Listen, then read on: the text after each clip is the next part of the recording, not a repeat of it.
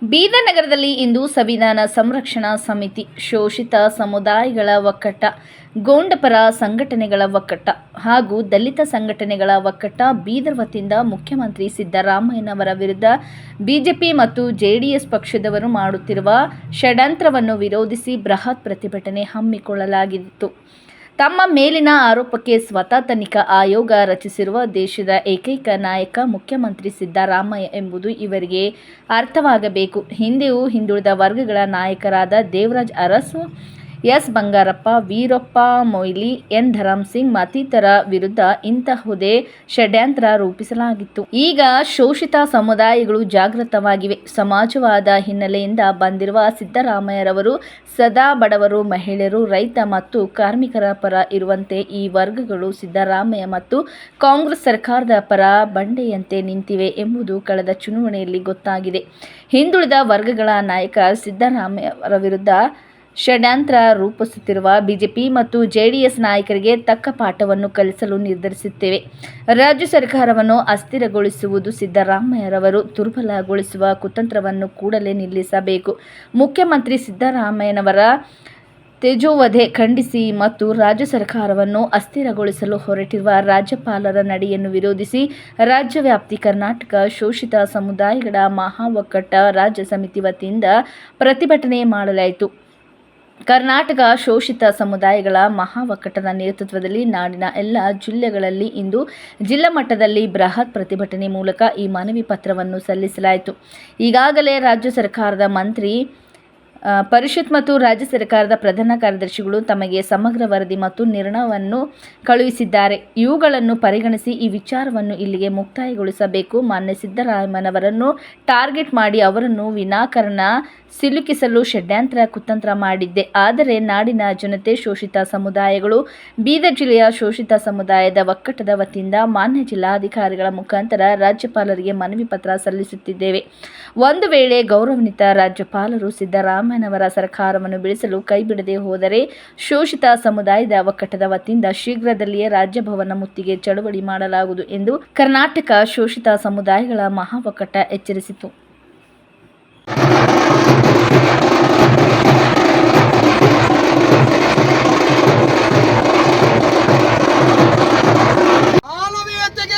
ಸಮಾನರಾಗಿರ್ತಕ್ಕಂಥವ್ರು ಯಾರಪ್ಪ? ಬಸವಣ್ಣನವರ ಅನುಯಾಯಿ ಯಾರಪ್ಪ? ಅಂಬೇಡ್ಕರ್ ಜಿಯವರ ಅನುಯಾಯಿ ಯಾರಪ್ಪ? ಸಂವಿಧಾನ ಕೊಟ್ಟವರು ಯಾರಪ್ಪ? ಸಂವಿಧಾನ ರಕ್ಷಕ ಯಾರಪ್ಪ? ಜಾಗೀರ್ದಾರ್ ಬಿ ಹೇಳಬೇಕು, ಸಂವಿಧಾನ ರಕ್ಷಕ ಯಾರಪ್ಪ? ಬಡವರ ಬಂಧು ಯಾರಪ್ಪ? ಹೆಣ್ಣು ಮಕ್ಕಳ ಸ್ಫೂರ್ತಿದಾತ ಯಾರಪ್ಪ? ಯುವಕರ ನೀತಿ ಜಾರಿ ಮಾಡಿದಾಗ ಯಾರಪ್ಪ? ರೈತರ ರಕ್ಷಕ ಯಾರಪ್ಪ? ಸಂವಿಧಾನ ರಕ್ಷಕ ಯಾರಪ್ಪ? ಬಡವರ ಬಂಧು ಯಾರಪ್ಪ? ಸಮಿತಿಗೆ ಜೈ ಸಂವಿಧಾನ, ಜೈ ಸಂವಿಧಾನ,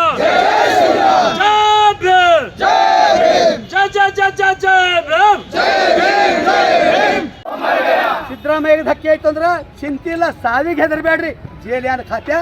ಆದ್ರೆ ಇದಕ್ಕೆ ನ್ಯಾಯಯುತವಾಗಿ ಕೊಡ್ತಕ್ಕಂಥ ಶೀಘ್ರವಾದಂಥ ಒಳ್ಳೆ ಶಬ್ದಗಳಲ್ಲಿ ಸರ್ಕಾರಕ್ಕೆ ಬರೆದು ರಾಜ್ಯಪಾಲರ ಮುಖಾಂತರ, ಜಿಲ್ಲಾಧಿಕಾರಿಗಳ ಮುಖಾಂತರ ಕೊಡ್ತಾ ಇದ್ವಿ. ರಾಜ್ಯಪಾಲರ ಮುಖಾಂತರ ರಾಷ್ಟ್ರಪತಿಗಳು ಸಲ್ಲಿಸ್ತಕ್ಕಂಥ ಈ ಮನವಿಯನ್ನ ತಾಯಿ ಜಿಲ್ಲಾಧಿಕಾರಿ ಅವರಿಗೆ ಮನವಿ ಪತ್ರ ಸಲ್ಲಿಸ್ತಾ ಇದ್ವಿ.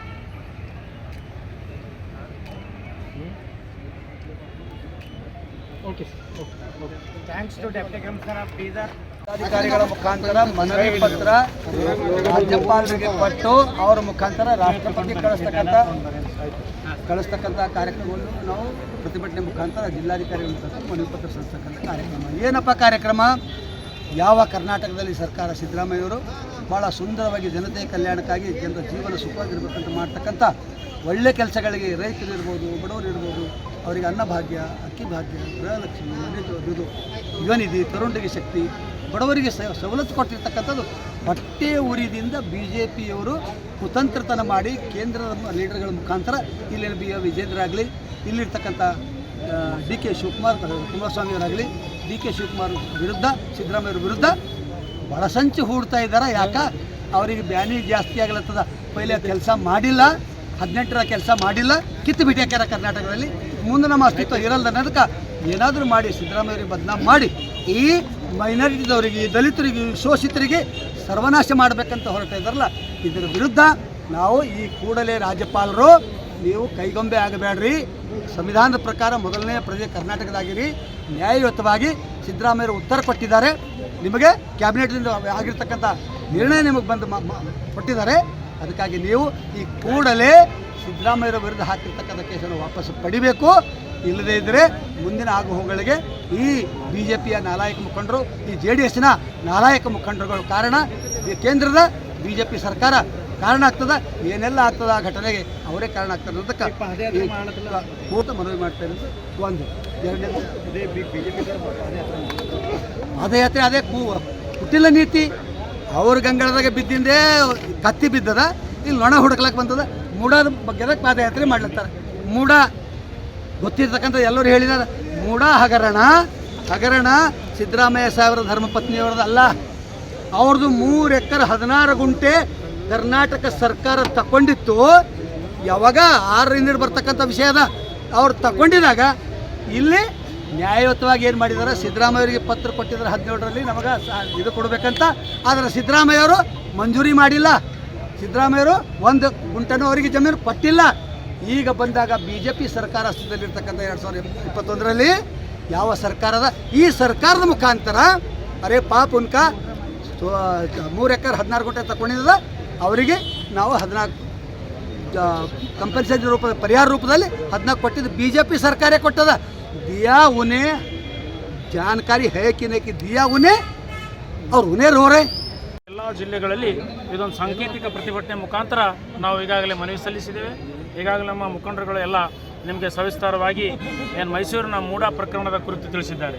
ನಿಮ್ಗೆ ಗೊತ್ತಿರಬೇಕು, ನಿಮ್ಮ ಮಾಧ್ಯಮದ ಮುಖಾಂತರ ನಾನು ಸ್ಪಷ್ಟಪಡಿಸ್ತೇನೆ.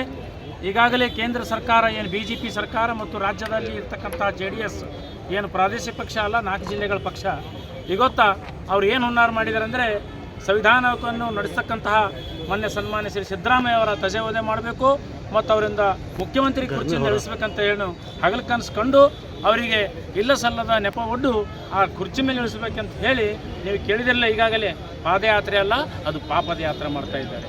ಪಾಪದ ಯಾತ್ರೆ ಯಾಕೆ ಮಾಡ್ತಾ ಇದ್ದಾರೆ ಅಂದರೆ ಇವತ್ತು ರಾಷ್ಟ್ರದಲ್ಲಿ, ರಾಜ್ಯದಲ್ಲಿ ಪ್ರವಾಹ ಬಂದು ಸಾವಿರಾರು ಜನರು ದಿಕ್ಕೋಪಾಲಾಗಿ ಹುಡ್ತಾ ಇದ್ದಾರೆ. ಜನರ ವಿರೋಧ ಪಕ್ಷದ ಕೆಲಸ ಏನಾಗಿತ್ತು, ವಿರೋಧ ಪಕ್ಷದವರು ಜನರ ನಾಡಿ ಮಿಡಿತ ಮಾಡೋದು, ಜನರ ಧ್ವನಿಯನ್ನು ಸರ್ಕಾರಕ್ಕೆ ಮುಟ್ಟಿಸ್ತಕ್ಕಂಥ ಕೆಲಸ ಮಾಡೋದು ಬಿಟ್ಟು ಅವರು ರಾಜ್ಯದಲ್ಲಿ ಜನರಿಂದ ಆಯ್ಕೆಯಾಗಿರುವಂತಹ ಪ್ರಜಾಪ್ರಭುತ್ವ ಅಡಿಯಲ್ಲಿ ನಡೀತಕ್ಕಂಥ ಸರ್ಕಾರವನ್ನು ಅಸ್ಥಿರಗೊಳಿಸಿ ಹಿಂದಿನ ಬಾಕಿಲಿನಿಂದ ಈ ಹಿಂದೆ ಏನು ಆಪರೇಷನ್ ಕಮಲ ಮಾಡಿದ್ದರು, ಇವತ್ತು ಅರವಿಂದ್ ಕೇಜ್ರಿವಾಲ್ ಜೈಲಿಗೆ ಹಾಕಿದ್ದಾರೆ, ಇವತ್ತು ಜಾರ್ಖಂಡ್ನ ಮುಖ್ಯಮಂತ್ರಿಗೆ ಜೈಲಿಗೆ ಹಾಕಿದ್ದಾರೆ. ಹೀಗೆ ಅನೇಕ ಮುಖಂಡರುಗಳನ್ನು ಹಿಂದಿನ ಭಾಗಲಿನಿಂದ ED ಮತ್ತು ಅವರ ಎಲ್ಲ ಕಾನೂನುಗಳನ್ನು ದುರುಪಯೋಗಪಡಿಸಿಕೊಂಡು ಈಗಾಗಲೇ ಹಾಕಿದ್ದು ನಮ್ಗೆ ಗೊತ್ತಿದೆ. ರಾಷ್ಟ್ರೀಯ ಮೂಳೆ ಮತ್ತು ಕೀಲುಗಳ ದಿನಾಚರಣೆ 2024ರ ಸಂದರ್ಭದಲ್ಲಿ Bidar orthopaedic association helmet than ಸೇವೆ ಲೈಫ್ ಬೈಕ್ ರ್ಯಾಲಿಯನ್ನು ಆಯೋಜಿಸಿತ್ತು. ಒಳಾಂಗಣ ಕ್ರೀಡಾಂಗಣದಿಂದ ಅಂಬೇಡ್ಕರ್ ವೃತ್ತದ ಮೂಲಕ ರೋಟರಿ ವೃತ್ತದಲ್ಲಿ ಕೊನೆಗೊಂಡಿತು. ಬೀದರ್ನ ರೋಟರಿ ಕ್ಲಬ್ ಸಹಯೋಗದಲ್ಲಿ ಬೀದರ್ನ ಶಟ್ಲರ್ಸ್ ಕ್ಲಬ್, ಪೊಲೀಸ್ ಇಲಾಖೆ, ಬೀದರ್ ಜಿಲ್ಲೆ ಮತ್ತು ರೋಟರಿ ಕ್ಲಬ್ ಆಫ್ ಬೀದರ್ ಅಧ್ಯಕ್ಷ ರೋಟರಿಯನ್ ಸೋಮಶೇಖರ್ ಪಾಟೀಲ್, ಕಾರ್ಯದರ್ಶಿ ಕೃಪಾ ಸಿಂಧು ಪಾಟೀಲ್, ಹಿರಿಯ Rotarian Haushetti Patil, Rotarian Ravi Mulge, Rotarian doctor Raghu Krishnamurthy ಉಪಸ್ಥಿತರಿದ್ದರು. ಶಟ್ಲರ್ಸರ್ ಕ್ಲಬ್ ಬೀದರ್ ಅಧ್ಯಕ್ಷ ಓಂಕಾರ್ ಕುಂಚಂಗೆ ಮಾತನಾಡಿ ಹೆಲ್ಮೆಟ್ ಧರಿಸುವುದು ಮತ್ತು ಅತಿವೇಗದ ಚಾಲನೆಯ ಕುರಿತು ತಿಳಿಸಿದರು. ಶಟ್ಲರ್ ಕ್ಲಬ್ ಸದಸ್ಯರು ಮತ್ತು ಅನೇಕ ಯುವಕರು ಉಪಸ್ಥಿತರಿದ್ದರು. ಪೊಲೀಸ್ ಸಬ್ ಇನ್ಸ್ಪೆಕ್ಟರ್ ದಶರಥ್ ಮತ್ತು ಸಿಬ್ಬಂದಿ ಉಪಸ್ಥಿತರಿದ್ದರು.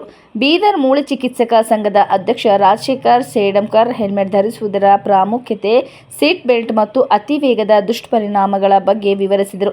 ಪ್ರತಿ ವರ್ಷ ಭಾರತದಾದ್ಯಂತ ಆಗಸ್ಟ್ ಮೊದಲ ವಾರದಲ್ಲಿ ರಾಷ್ಟ್ರೀಯ ಮೂಳೆ ಮತ್ತು ಜಂಟಿ ದಿನವನ್ನು ಆಯೋಜಿಸಲಾಗುತ್ತದೆ ಎಂದು ಅವರು ಯುವಜನರನ್ನು ಅತಿ ವೇಗದಿಂದ ದೂರವಿಡಲು ಮತ್ತು ಮದ್ಯದ ಅಮೇಲಿನಲ್ಲಿ ವಾಹನ ಚಲಾಯಿಸುವುದನ್ನು ತಪ್ಪಿಸುವಂತೆ ವಿನಂತಿಸಿದರು. ಡಿಪಾರ್ಟ್ಮೆಂಟ್ ಆಫ್ ಪೊಲೀಸ್ ವತಿಯಿಂದ ನಾವು ಹೆಲ್ಮೆಟಥಾನ್ ಅಂತ ಒಂದು ಇವೆಂಟನ್ನು ಇದು ಮಾಡಿದ್ದೀವಿ. ಅದರ ನಿಮಿತ್ತವಾಗಿ ನಾವು ಎಲ್ಲ ರೋಟೇರಿಯನ್ಸ್ ಆಗಲಿ, ಎಲ್ಲ ಪೊಲೀಸ್ ಡಿಪಾರ್ಟ್ಮೆಂಟ್ ಆಗಲಿ ಹೆಲ್ಮೆಟ್ ಬಗ್ಗೆ ಒಂದು ಅವೇರ್ನೆಸ್ಸನ್ನು ಕ್ರಿಯೇಟ್ ಮಾಡುತ್ತಾ ಒಂದು 5 ಕಿಲೋಮೀಟರ್ ಬೈಕ್ ರ್ಯಾಲಿ ಮೂಲಕ ನಮ್ಮ ಬೀದರ್ ಡಿಸ್ಟಿಕ್ ಜನರಿಗೆ ನಾವು ಒಂದು ಸಂದೇಶನ ಹೊರಡಿಸಿದ್ವಿ. ಕಡ್ಡಾಯವಾಗಿ ಹೆಲ್ಮೆಟನ್ನು ಧರಿಸಿ, ಟೂ ವೀಲರ್ ಹೊರಗೆ ಬಂದಾಗ ಹೆಲ್ಮೆಟನ್ನು ಕಡ್ಡಾಯವಾಗಿ ಧರಿಸಿ, ಆಮೇಲೆ ಕಾರಲ್ಲಿದ್ದಾಗ, ಫೋರ್ ವೀಲರ್ ಇದ್ದಾಗ ಸೀಟ್ ಬೆಲ್ಟ್ ಹಾಕಿ, ಮತ್ತು ಕುಡಿದ ಆಮೇಲಲ್ಲಿ ಗಾಡಿ ನಡೆಸಬಾರ್ದು, ಹಾಗೂ ಓವರ್ ಸ್ಪೀಡನ್ನು ಕಂಟ್ರೋಲ್ ಮಾಡ್ಬೇಕಂತೇಳಿ ಒಂದು ವಿಶೇಷ ಸೂಚನೆಯನ್ನು ಹೊರಡಿಸಿದ್ವಿ.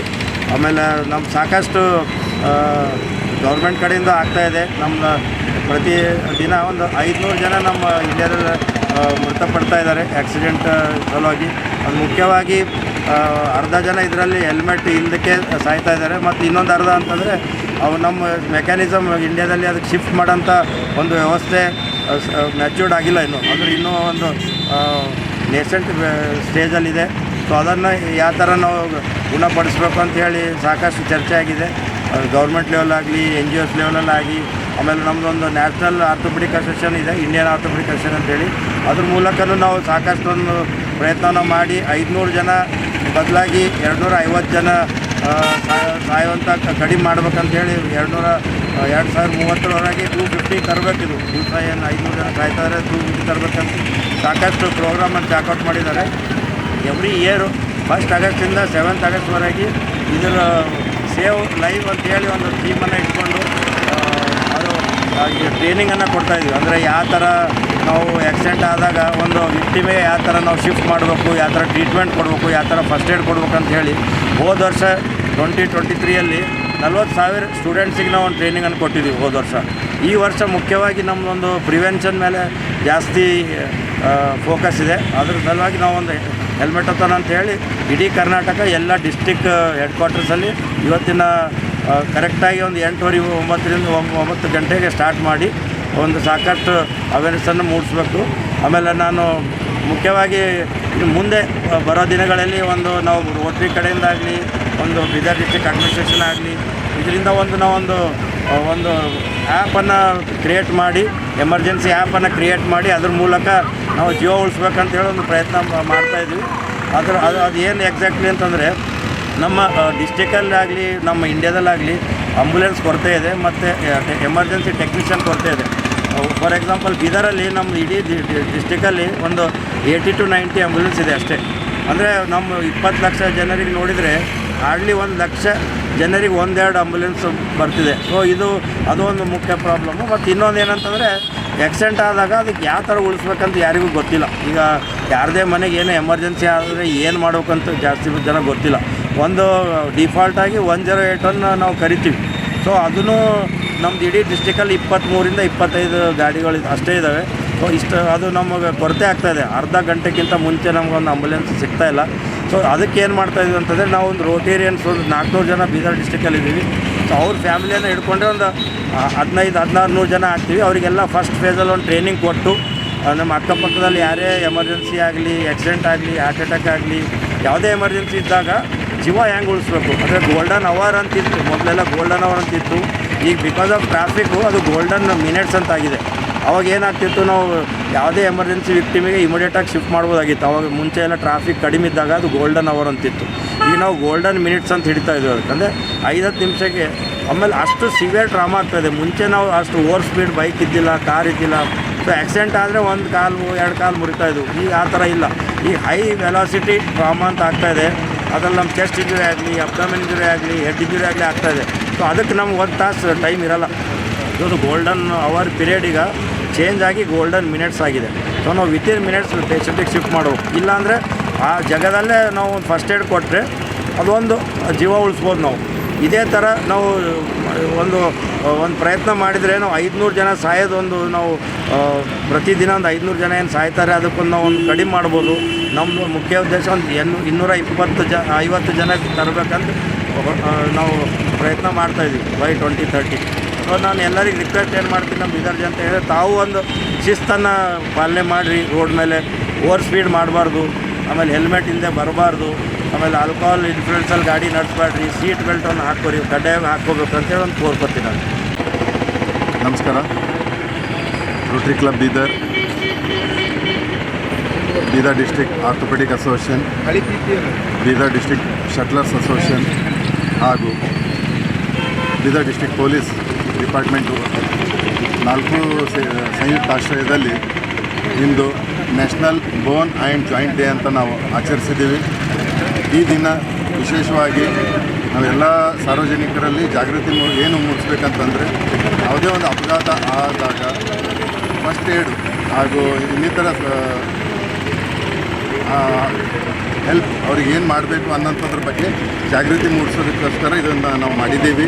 ಅದಲ್ಲದೆ ಈಗಾಗಲೇ ವೈದ್ಯಾಧಿಕಾರಿಯಾದ ಡಾಕ್ಟರ್ ರಾಜಶೇಖರ್ ಸೇಡಂಕರ್ ಅವರು ಹೇಳಿದ್ದಾರೆ, ಅದೇನಂತಂದರೆ ಸುಮಾರು ನಮ್ಮ ರಾಷ್ಟ್ರದಲ್ಲಿ ಪ್ರತಿದಿನ 500 ಜನ ಸಾವಿಗೀಡು ಆಗ್ತಾಯಿದ್ದಾರೆ.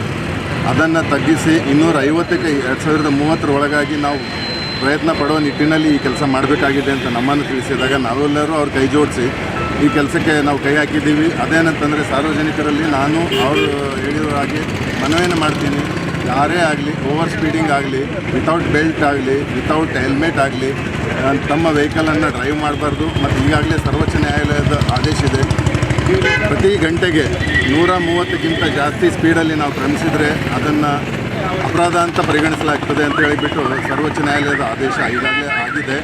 ಅದನ್ನು ನಾವೆಲ್ಲರೂ ಪಾಲಿಸಬೇಕು. ಹಾಗೂ ವಿಶೇಷವಾಗಿ ಇತ್ತೀಚಿನ ದಿನಗಳಲ್ಲಿ ನಾವೆಲ್ಲ ಸಾರ್ವಜನಿಕರು ಮಾದಕ ದ್ರವ್ಯಗಳ ಸೇವನೆ ಮಾಡಿ ಬೈಕ್ ಓಡಿಸೋದಾಗಲಿ, ಕಾರ್ ಓಡಿಸೋದಾಗಲಿ ಈ ಥರ ಎಲ್ಲ ಮಾಡ್ತಾಯಿದ್ದಾರೆ. ಅದರಿಂದನೂ ಅಪಘಾತ ಆಗ್ತದೆ. ಒಂದು ಅವರಿಗೂ ಒಂದು ಕಷ್ಟನೇ, ಮತ್ತು ಅವ್ರು ಯಾರು ಇನ್ನೊಬ್ಬ ಎದುರಿನವ್ರಿಗೆ ಹೊಡೆದಿರ್ತಾರೆ, ಆಕ್ಸಿಡೆಂಟ್ ಮಾಡಿರ್ತಾರೆ, ಅವ್ರಿಗೂ ಇದರಿಂದ ಸಾಕಷ್ಟು ನುಕ್ಸಾನ ಆಗ್ತದೆ ಅಂತೇಳಿ ನಾನು ಹೇಳ್ತೀನಿ. ಆದ್ದರಿಂದ ದಯವಿಟ್ಟು ಎಲ್ಲ ಸಾರ್ವಜನಿಕರಲ್ಲಿ ನಾನು ರೋಟರಿ ಕ್ಲಬ್ ಅಧ್ಯಕ್ಷ ಸೋಮಶೇಖರ್ ಪಾಟೀಲ್ ಮನವಿ ಏನು ಮಾಡ್ತೀನಿ ಅಂತಂದರೆ, ನಿಧಾನವಾಗಿ ಚಲಿಸಿ, ಹೆಲ್ಮೆಟ್ ಧರಿಸಿ, ಹಾಗೂ ಸೀಟ್ ಬೆಲ್ಟ್ ಧರಿಸಿ, ನಿಮ್ಮ ಜೀವ ನೀವು ರಕ್ಷಿಸಿಕೊಳ್ಳಿ. ಮತ್ತು ಬೇರೆ ಇನ್ನಿತರ ಯಾರೇ ಇರಲಿ, ಯಾವುದೇ ಅಪಘಾತ ಆದ ಸ್ಥಳದಲ್ಲಿ ನೀವು ದಯವಿಟ್ಟು ಅವ್ರ ಫೋಟೋ ವಿಡಿಯೋ ತೆಗೆದು ಯಾವುದೇ ಒಂದು ಸೋಷಿಯಲ್ ಮೀಡಿಯಾ ಹ್ಯಾಂಡಲ್ಗಳಲ್ಲಿ ನಾವು ಅಪ್ಲೋಡ್ ಮಾಡೋಕ್ಕಿಂತ ಮುಂಚೆ ಅವ್ರಿಗೆ ನಾವು ಸಹಾಯ ಮಾಡೋಣ ಅಂತ ನಿಮ್ಮೆಲ್ಲರಲ್ಲಿ ಮನವಿ ಮಾಡ್ತೀನಿ. ಮತ್ತು ನಮ್ಮ ವೈದ್ಯರು ಹೇಳಿದರು, ಫಸ್ಟ್ ಏಡ್ ಆಗಿ ನಾವೆಲ್ಲರೂ ನೀರು ಕುಡಿಸ್ತೀವಿ. ಯಾವುದೇ ಒಂದು ಅಪಘಾತ ಆದ ವಿಕ್ಟಿಮ್ಗೆ ದಯವಿಟ್ಟು ನೀರನ್ನು ಕುಡಿಸ್ಬಾರ್ದು ಅಂತ ಡಾಕ್ಟರ್ ಒಳಗೆ ನಿರ್ದೇಶನ ಇದೆ. ಅದೊಂದು ಚೂರು ಪಾಲಿಸ್ರಿ. ನಾವು ಅವರಿಗೆ ಸಹಾಯ ಮಾಡಬೇಕಂತ ನೀರು ಕುಡಿಸ್ತೀವಿ, ಬಟ್ ಅದು ತಪ್ಪಂತ ಡಾಕ್ಟರ್ಗಳೆಲ್ಲ ಹೇಳ್ತಾರೆ. ನೀವು ಅದನ್ನೆಲ್ಲ ಪಾಲಿಸ್ಬೇಕಂತೇಳಿ ನಾನು ಮನವಿ ಮಾಡ್ತೀನಿ. Thank you. ನಮಸ್ಕಾರ ಎಲ್ಲ ಬೀದರ್ ಮಹಾಜನತೆಗೆ. ಇವತ್ತು ನಾವು ಈ ಒಂದು ಆರ್ಥೋಪೆಡಿಕ್ ಅಸೋಸಿಯೇಷನ್ ಆಫ್ ಇಂಡಿಯಾ ಹಾಗೂ ರೋಟರಿ ಕ್ಲಬ್ ಬೀದರ್ ವತಿಯಿಂದ ಜನರಲ್ಲೇ ಒಂದು ಜಾಗೃತಿ ಮೂಡೋ ಸಲುವಾಗಿ ಒಂದು ಅಭಿಯಾನ ನೀವು ತಿಳ್ಕೊಂಡಿದ್ವಿ. ಹೆಲ್ಮೆಟ್ ಧಾರ ಅಂತೇಳಿ ನಮ್ಮ ಡಾಕ್ಟರ್ ಶ್ರೀರಾಮರ ಮಾರ್ಗದರ್ಶನದಲ್ಲಿ ನಮ್ಮ ಅಧ್ಯಕ್ಷರಾದಂಥ ಡಾಕ್ಟರ್ ಸೋಮಶೇಖರ್ ಪಾಟೀಲ್ ಅವರು ಹಾಗೂ ನಮ್ಮ ಪೊಲೀಸ್ ಇಲಾಖೆಯ ಒಂದು ದಶರಥ್ ಸರ್ ಅವರೆಲ್ಲ ಒಂದು ಮಾರ್ಗದರ್ಶನದಲ್ಲಿ ಇಷ್ಟೊತ್ತನ ಎಲ್ಲ ಅದ್ರ ಬಗ್ಗೆ ಒಂದು ರ್ಯಾಲಿ ಕೂಡ ನಾವು ಮಾಡಿದ್ದೀವಿ. ಈ ರ್ಯಾಲಿಯ ಉದ್ದೇಶ ಏನಂದರೆ ಅದೇ ಈಗೆಲ್ಲ ಹೇಳಿದಾಗೆ, ನಮ್ಮ ಹಿರಿಯ ವೈದ್ಯರು ಹೇಳಿದಾಗೆ, ನಮ್ಮ ಪೊಲೀಸ್ ಇಲಾಖೆ ಹೇಳಿದಾಗೆ ಜನರ ಪ್ರಾಣ ಹೇಗೆ ಉಳಿಸ್ಬೇಕು ಆ ನಿಟ್ಟಿನಲ್ಲಿ ನಾವೆಲ್ಲರೂ ಸೇರಿ ಜನರಿಗೆ ಒಂದು ಒಳ್ಳೆಯ ಒಂದು ತಿಳುವಳಿಕೆ ಕೂಡ ಮಟ್ಟ ಇದರಿಂದ ಅದೇ ಹೇಳೋದಲ್ಲ, ಹೆಲ್ಮೆಟ್ ಹಾಕೋಬೇಕು, ಸೀಟ್ ಬೆಲ್ಟ್ ಇದು ಹಾಕ್ಕೊಂಡು ಗಾಡಿ ನಡೆಸಬೇಕು. ಆದರೆ ನಾವೆಲ್ಲ ಜಾಗೃತಿಯಿಂದ ಓವರ್ ಸ್ಪೀಡ್ ಹೋಗಬಾರ್ದು. ಈ ಎಲ್ಲ ನಿಟ್ಟಿನಲ್ಲಿ ಈ ನಮ್ಮ ಒಂದು ರೋಟರಿ ಸಂಸ್ಥೆ, orthopaedic association of India, police ಇಲಾಖೆ ಎಲ್ಲರೂ ಸೇರಿ ನಮ್ಮ ಬೀದರ್ ಮಹಾಜನತೆಗೆ ಈ ಒಂದು ಕಳಕಳಿ ವಿನಂತಿ ಮಾಡ್ಕೊತೀವಿ. ಅಂದರೆ ತಾವೆಲ್ಲರೂ ತಮ್ಮ ಪ್ರಾಣ ಕೂಡ ರಕ್ಷಣೆ ಮಾಡ್ಕೊಳ್ಳಿ, ಮತ್ತೊಬ್ಬರನ್ನು ಕೂಡ ತಾವು ನೋಡಿ. ನಾವು ಯಾಕಂದರೆ ಒಬ್ಬರ ಮೇಲೆ ನಿಮಗೆ ಇಡೀ ಕುಟುಂಬ ನಿರ್ಧಾರ ಆಗಿರ್ತದೆ. ನೀವೆಲ್ಲ ಒಂದು ನಿರ್ಲಕ್ಷ್ಯ ಮಾಡಿ ನಿಮ್ಮ ಪ್ರಾಣ ಕಳ್ಕೊಳ್ತೀರಿ. ಅದರಿಂದ ಎಷ್ಟು ಜನ ನಿಮ್ಮಿಂದ ಒಂದು ಕಷ್ಟಕ್ಕೆ ಈಡಾಗ್ತಾರೆ. ಇಂಥೆಲ್ಲ ಸನ್ನಿವೇಶಗಳು ನಾವು ಅರ್ಥ ಮಾಡ್ಕೊಂಡು ನಾವೆಲ್ಲರೂ ನಮ್ಮ ಜವಾಬ್ದಾರಿಯನ್ನು ಅರಿತು ನಾವೊಂದು ಒಳ್ಳೆಯ ನಾಗರಿಕರಾಗಿ ನಾವು ಈ ಒಂದು ಸಮಾಜಕ್ಕೆ ಒಳ್ಳೆಯ ಒಂದು ಸಂದೇಶ ಕೊಡೋಣ ಅಂತ ಹೇಳಿ ನಾನು ಹೇಳಬೇಕು. ಧನ್ಯವಾದ.